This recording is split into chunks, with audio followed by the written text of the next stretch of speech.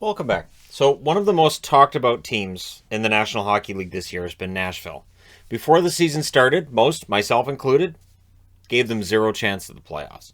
This was a division that looked like it was ready for, this big arms race, and they just didn't have the arms to keep up. What's interesting is basically everybody in the Nashville lineup has seen their season turn around from where it was last year. Their game is so much better. So they're 29-18-4. What's interesting is last year they made the playoffs as well.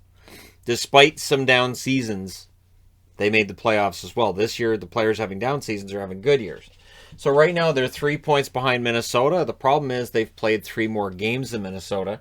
They're 4 points behind St. Louis. They've played 1 more game than St. Louis. So they've played more games than a lot of other teams right now that they're competing with. They're 3 points ahead of LA in the wild card spot they have. They've played 1 more game than LA. They're 3 points ahead of Anaheim as well, but they have 2 games in hand on Anaheim. What hurts Anaheim is the same thing that kind of hurts Nashville, having played more games than teams they're fighting for playoff spots with. And they're 6 points ahead of Dallas, which sounds like a lot, but they've also played 2 more games, and they have yet to play Dallas a couple more times, which is upcoming.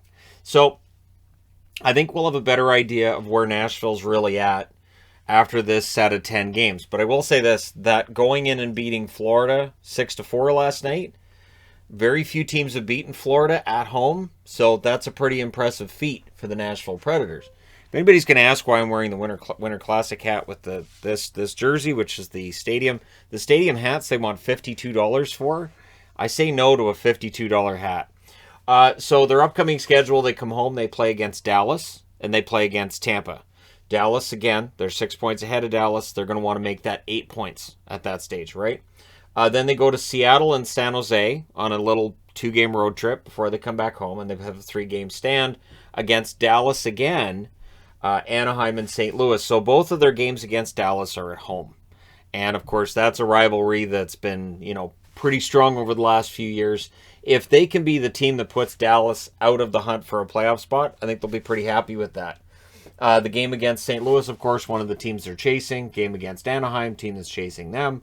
Then they go to Minnesota, come home and play against Pittsburgh, and then they go to Philly. That rounds out that 10-game segment. So it's not an impossible 10 games. It is a reasonable 10 games. Sure, there's some home road going on, but some teams thrive on that. So really, when you look at it, this upcoming 2-game homestand is important. The 2 games in Seattle and San Jose, they should win those games with the way that things have been going for Seattle. They've lost 5 in a row in regulation. San Jose's won 2 of their last 11 now. So, realistically, Nashville should win those games and then come home for those 3 against Dallas, Anaheim, St. Louis. Again, it's an interesting schedule for them. What's also interesting is their special teams, which have been a problem at times. Their power play 24%, their penalty kill 79.7%. One thing that I've been talking about, of course, with these trade deadline videos is cap space. Nashville has a lot. And by the time we get to the trade deadline, according to Cap Friendly, it's like $50 million in cap space. It's ridiculous. So they are able to bring in 1 or 2 pretty big money contracts if they wanted to. They could bring in a couple of expensive rentals. They still have their own draft pick this year and beyond. So they could trade draft picks if they feel like this is the time to strike while the iron's hot. So Yossi's their leading scorer this year. 49 games, 14 goals, 39 assists, 53 points. It's a remarkable bounce back year for Josi. A poor season by his standards last year. In 48 games played, 8 goals, 25 assists, 33 points. It was not a very Roman Josi-like year last year, right? So this year he has scored 20 more points and played 1 more game, and he has 6 more goals. So honestly, Josi, while we have the discussion of Norris and who might win it, let us not forget Josi because he's won it before. Matt Duchene, one of the biggest comeback stories of the season. 47 games, 23 goals, 23 assists, 46 points. Last year, 34 games, 6 goals, 7 assists, 13 points. There was real talk about should Nashville buy him out. What would that look like if they buy him out? It's an expensive contract. It's a big, a lot of dead cap if they buy him out. This year, he's been one of their best players.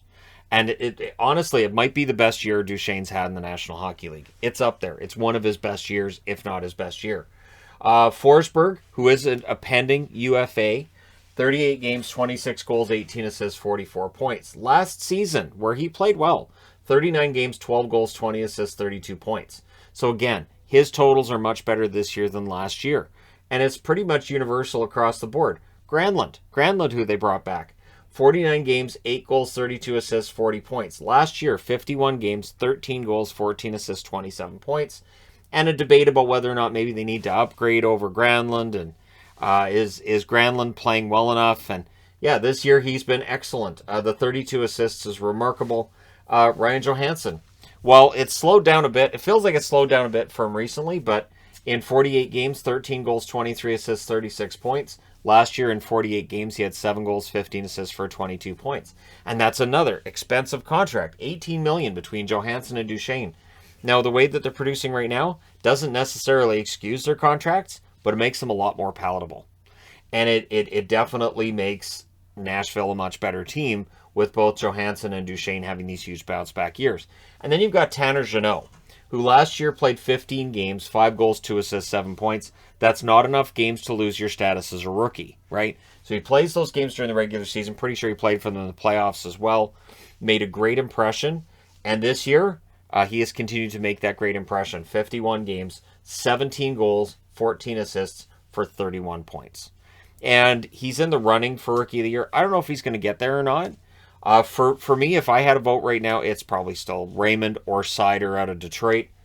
But Jeannot's an interesting player, kind of in a category all of his own, in that he's scoring goals, he can throw hits, he can fight if he needs to, and he can kind of do a little bit of everything.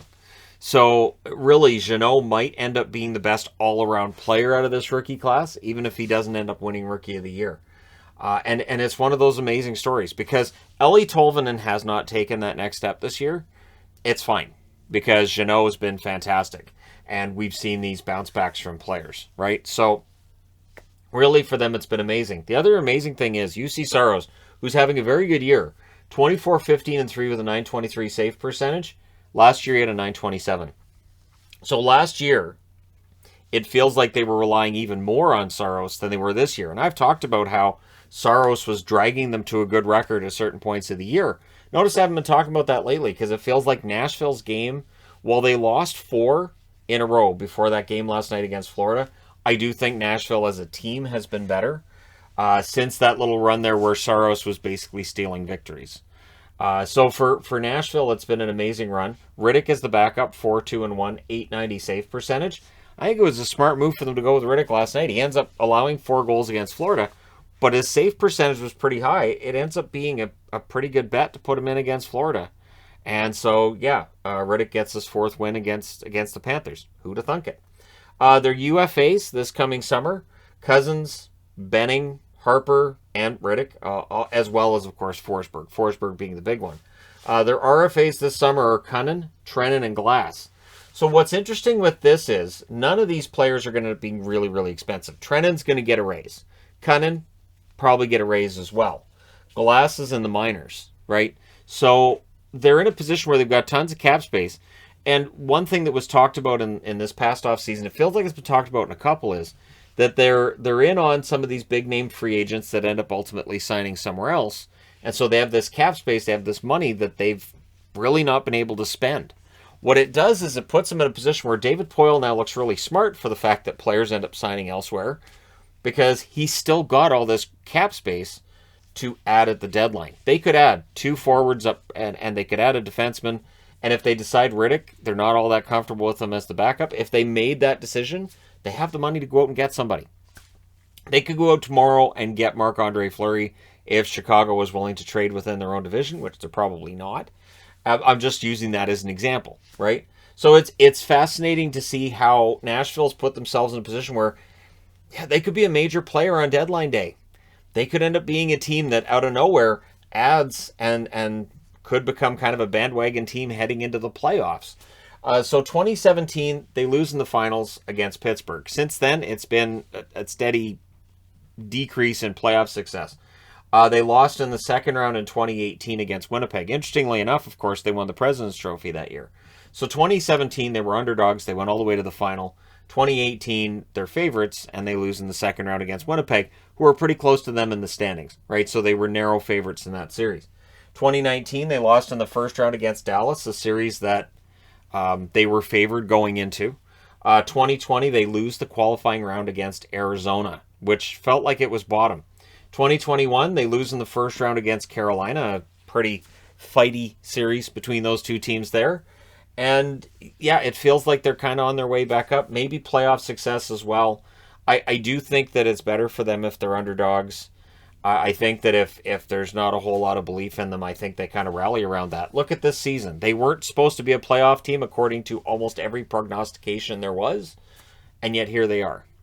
The one qualifier I had in there was Nashville's proven us wrong before. Nashville's one of those teams that we look at them on paper and say, oh, I don't know, I guess they're okay, but they're probably not a playoff team, and then they surprise us. And that's been the case since Nashville came into the league. I remember when they made their expansion picks, and there was a lot of, wow, this team looks as bad as Ottawa did their first year. And yet they ended up winning more games than they probably should have. Barry Trotz was very good at getting wins for them. And Coach Hines has done very well for Nashville as well. It's interesting because I know there was a lot of, myself, I was surprised that they picked up Hines so soon after he'd been let go by New Jersey. It's honestly worked out pretty well.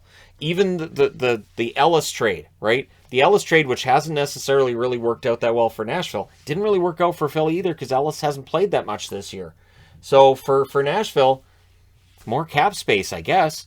And honestly, even the moves that Poile makes that don't look like they should work, somehow they usually end up working. Or if they don't, it's okay because Nashville's still in a playoff spot. And so for David Poile, who's been the only general manager Nashville's ever known, he just has this ability to, whether it's by accident or by design, his moves usually end up being pretty smart. And he ends up being seen as one of the better general managers at the end of the year, even if we do scrutinize the moves during the offseason, during certain parts of the year as well. But yeah, it's worked out pretty well. But the question I have is, should Nashville be adding at the deadline? Are they in a position where if they load themselves up, they can realistically go on a run? Or are they going to end up being out in the first round? That's a question I have. Let me know what you guys think in the comment section below as always. Don't forget to hit like and subscribe if you're browsing your way through. You just happened upon this video. Thank you guys so much for watching. And yeah, I've looked up. I've had three Nashville videos I've done now so far this year. They've been very conversation worthy. So here's to hoping they remain conversation worthy right through the deadline and beyond. So let me know your thoughts. Thank you guys so much for all your support. I will talk to you again soon.